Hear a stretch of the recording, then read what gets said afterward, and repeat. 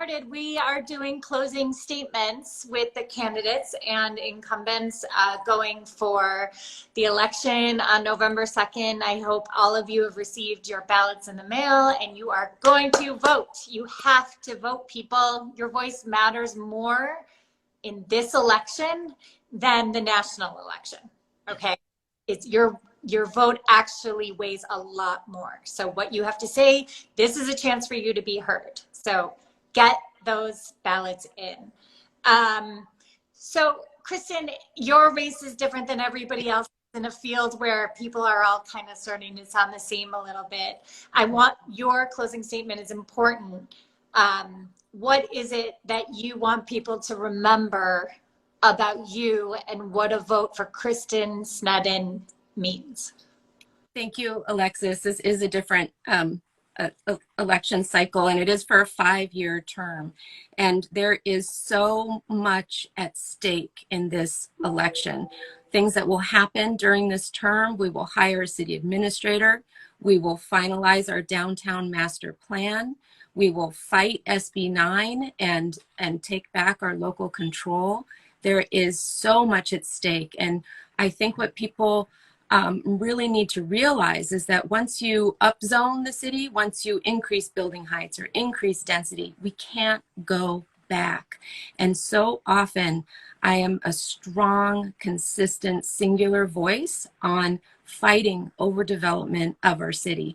It is so important. We have a housing crisis for affordable housing. If we just build and trade those spaces without ensuring that they're affordable, our situation from now on will be just increasing land values, increasing costs, and we will lose our workforce and will gentrify our city. There's so much at stake in terms of overdevelopment.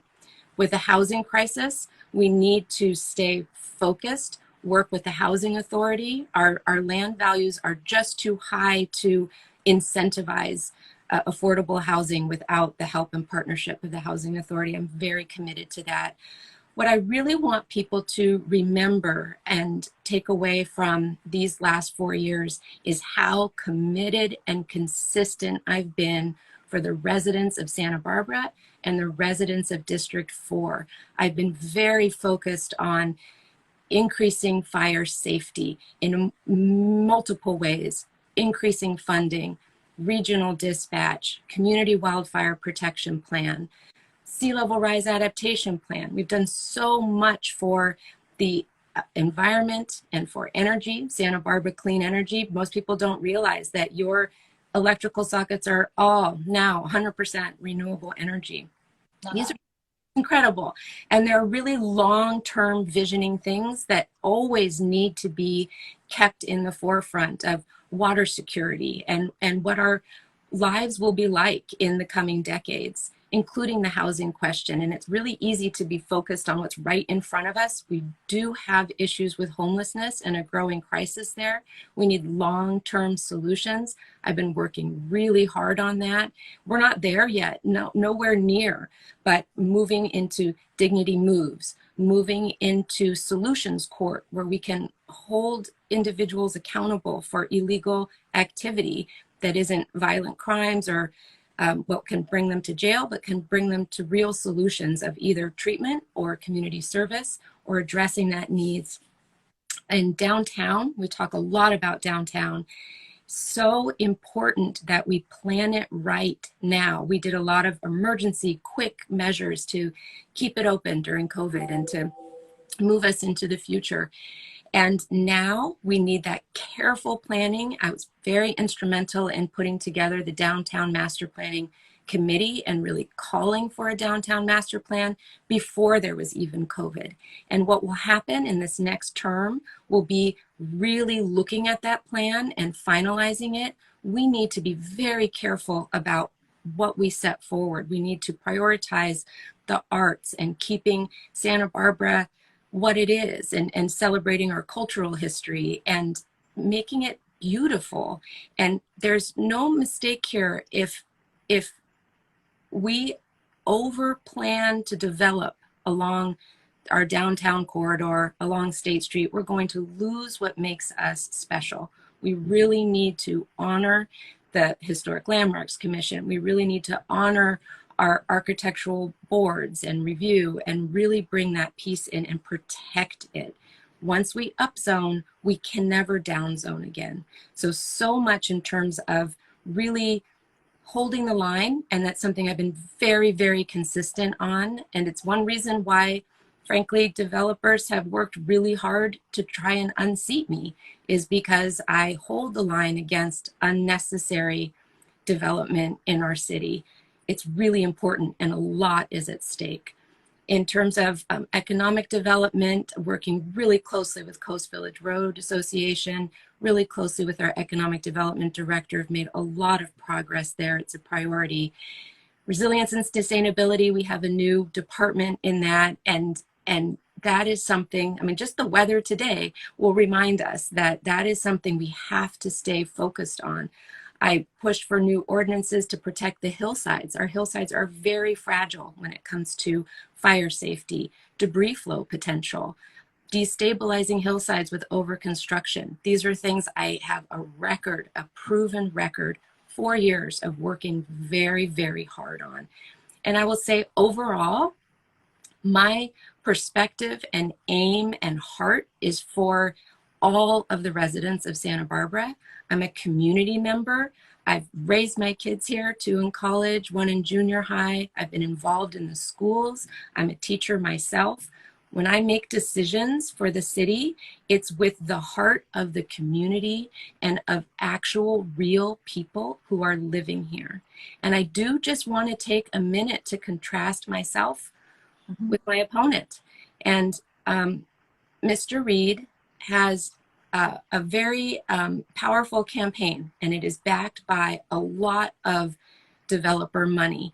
And he says the right things. His message is my message, but his votes on Planning Commission have told a very different story. His votes on Planning Commission have been for carve-outs, for regulations not to apply to his developments in the funk zone. When we started talking about the floor to lot area ratio, he asked at Planning Commission to particularly look at a higher number, particularly for the funk zone where he has developments. There are many occasions where things that we're talking about at council, when we talk about the new police station or the Nordstrom building or the Macy's building, that are in direct conflict with where his interests are. And I've seen on Planning Commission him make the case that we should have no enforcement on zoning violations. It's something a city attorney at that meeting said would be like giving a drunk driver the keys to the car. And I think of it as like the fox in the hen house. It has been proven in his voting record on Planning Commission that he is moving and voting to have no accountability for his own developments and the developments that he represents. And it's something that in this particular moment in Santa Barbara's history, when we're moving into downtown master planning, when we're having the state putting so many demands on us for pressure for development in their way, not in our local control way, that we really need people who will fight back against that overdevelopment and really have the heart of the city in mind. And those are the main things that I'm really finding at the door that are confusing to a lot of people. It's very easy to look at a mailer or see an ad or a really glossy something that comes to you in the mail and believe that that's how someone will vote. And I think I really need to trust the voters of District 4 to be well informed, which they are, to really look at the voting records. That's where the truth lies in how an individual will represent the city and the district. And I have such a strong, proven record and will continue that fight into the future on the short-term items, the really immediate items, but also the long-term disasters that are looming for us. We have a lot of issues that need to be addressed that go beyond just the business community of downtown. Even though that's really important, it's not the only thing that matters for our future generations. And those, I think, would be the main things I want to get across in this final week. There's still a lot of ballots out there. A lot of people have.